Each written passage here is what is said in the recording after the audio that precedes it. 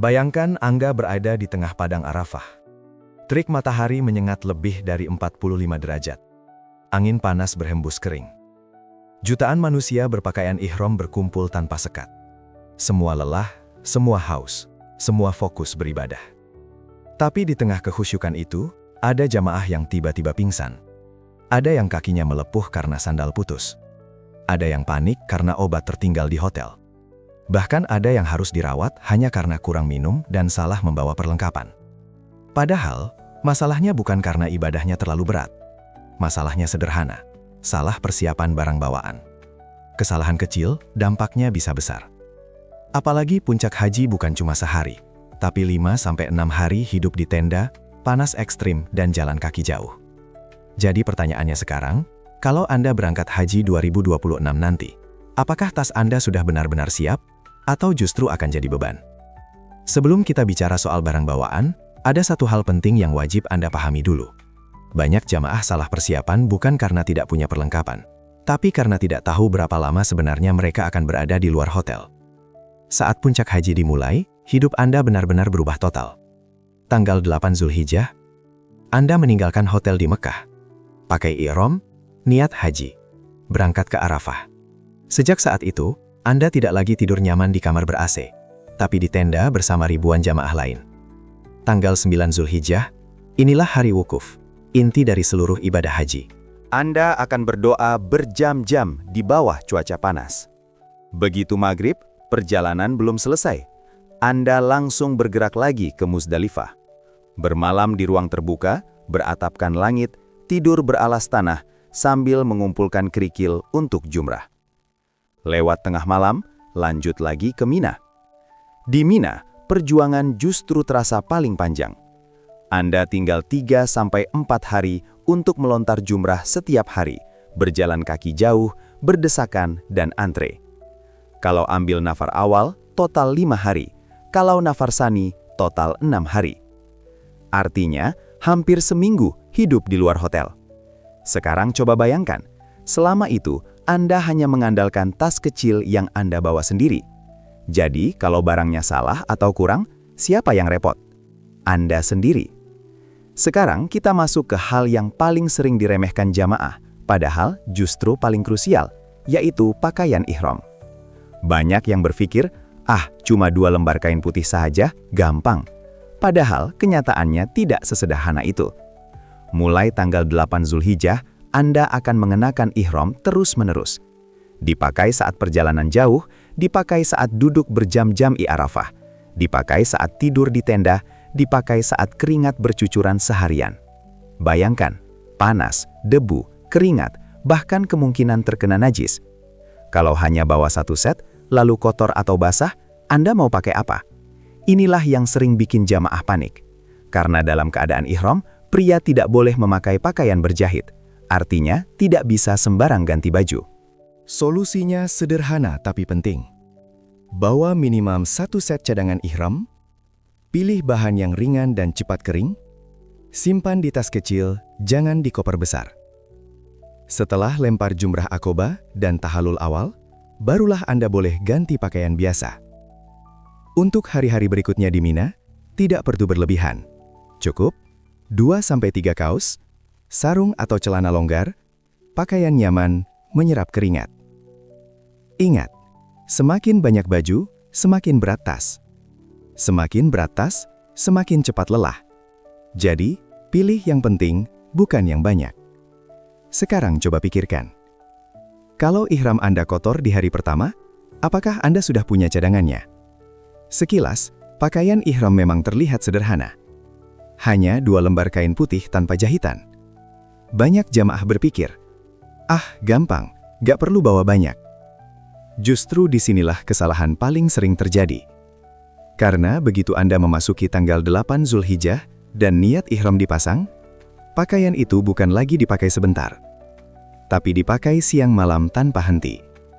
Dipakai saat naik bus berjam-jam, dipakai saat duduk lama di Arafah, dipakai saat tidur berdesakan di tenda, dipakai saat berjalan kaki berkilo-kilometer di bawah matahari. Keringat menempel, debu menempel. Kadang terkena air, makanan, bahkan najis. Dan masalahnya, saat ihram, khususnya pria, tidak boleh memakai pakaian berjahit. Artinya, Anda tidak bisa sembarang ganti kaos atau celana.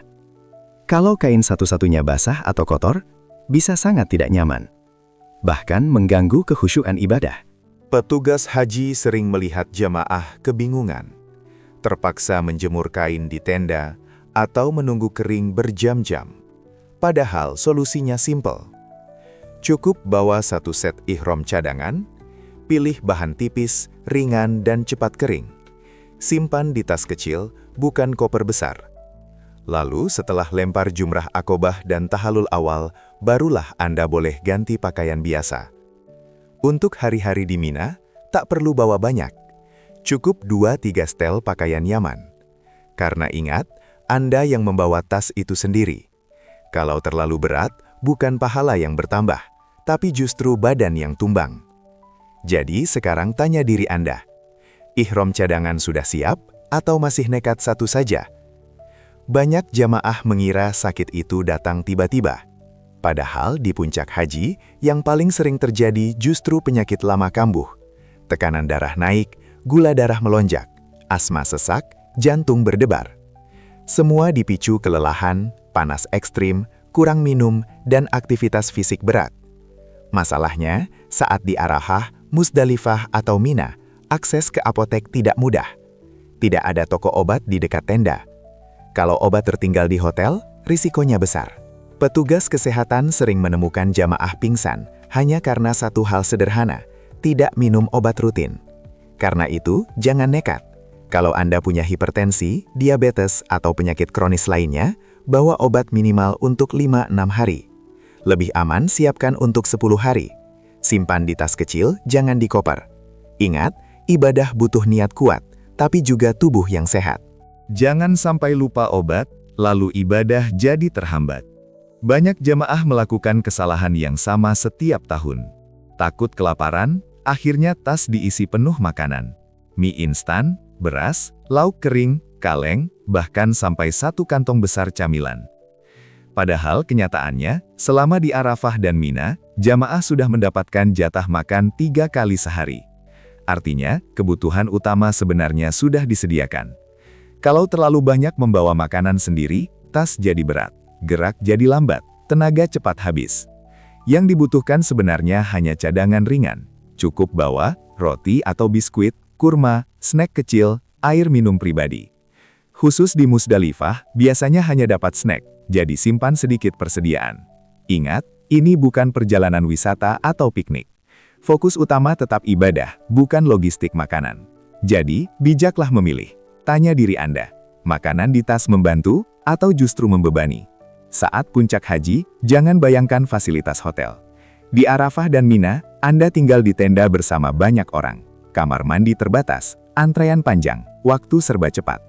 Kalau tidak siap perlengkapan sendiri, Anda bisa kerepotan. Hal sederhana seperti tidak membawa handuk atau sabun saja bisa bikin tidak nyaman seharian. Karena itu, siapkan perlengkapan pribadi. Handuk kecil, sabun mandi, sikat dan pasta gigi, sampo secukupnya, sisir, sabun cuci saset untuk pakaian darurat. Tapi ingat satu aturan penting saat ihram.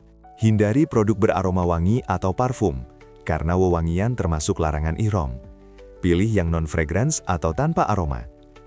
Kelihatannya sepele, tapi tubuh yang bersih dan segar membantu Anda lebih fokus beribadah. Coba cek tas Anda sekarang. Perlengkapan mandi sudah lengkap atau masih berharap pinjam orang lain? Banyak jamaah fokus bawa baju dan makanan, tapi lupa satu hal penting, melindungi diri dari cuaca ekstrim. Padahal di Arafah dan Mina, suhu bisa tembus lebih dari 45 derajat. Panasnya bukan sekedar gerah, tapi bisa bikin pusing, lemas, bahkan dehidrasi berat. Anda akan berjalan kaki jauh, berdesakan, dan berdiri lama di bawah terik matahari. Kalau tidak siap, tubuh bisa tumbang sebelum ibadah selesai. Karena itu, jangan anggap remeh perlengkapan kecil ini. Topi atau payung, kacamata hitam, masker debu, lotion pelembab bibir dan kulit, tumbler air minum, semprotan wajah, sandal cadangan. Percaya atau tidak, sandal putus saja bisa bikin kaki melepuh dan susah berjalan. Ingat, menjaga kesehatan juga bagian dari ibadah. Jadi, sudah siap melindungi diri atau masih nekat tanpa perlengkapan? Sekarang saya ingin tanya langsung ke Anda. Dari semua penjelasan tadi, bagian mana yang paling sering terlupakan? Apakah pakaian ihram cadangan, obat rutin, atau justru sandal dan tumbler minum? Percaya atau tidak, banyak jamaah baru sadar ada yang tertinggal, justru saat sudah sampai Arafah. Dan di sana, sudah tidak bisa kembali ke hotel. Akhirnya repot sendiri. Pinjam sana-sini, bahkan ada yang jatuh sakit. Makanya, jangan simpan info ini sendiri. Coba tulis di kolom komentar, barang apa yang menurut Anda paling penting di bawah, atau pengalaman apa yang pernah Anda alami saat haji atau umroh. Siapa tahu, cerita Anda bisa menyelamatkan jamaah lain. Karena haji bukan perjalanan sendirian, kita saling bantu, saling ingatkan. Jadi yuk berbagi, satu komentar Anda bisa jadi pelajaran berharga untuk banyak orang. Intinya satu, puncak haji itu bukan cuma soal ibadah hati, tapi juga soal kesiapan fisik dan logistik. Salah bawa barang sama dengan repot sendiri. Kurang persiapan sama dengan risiko kesehatan. Haji itu sekali seumur hidup. Jangan sampai gagal hanya karena hal sepele. Siapkan sesuai durasi, bawa seperlunya, jaga kesehatan, dan patuhi aturan ihram. Kalau video ini bermanfaat, jangan lupa bantu jamaah lain dengan like, komentar, dan subscribe, agar makin banyak edukasi haji yang bisa kita bagikan. Semoga Allah mudahkan perjalanan haji kita semua, sehat berangkat, sehat pulang, dan jadi haji mabrur. Wassalamualaikum warahmatullahi wabarakatuh.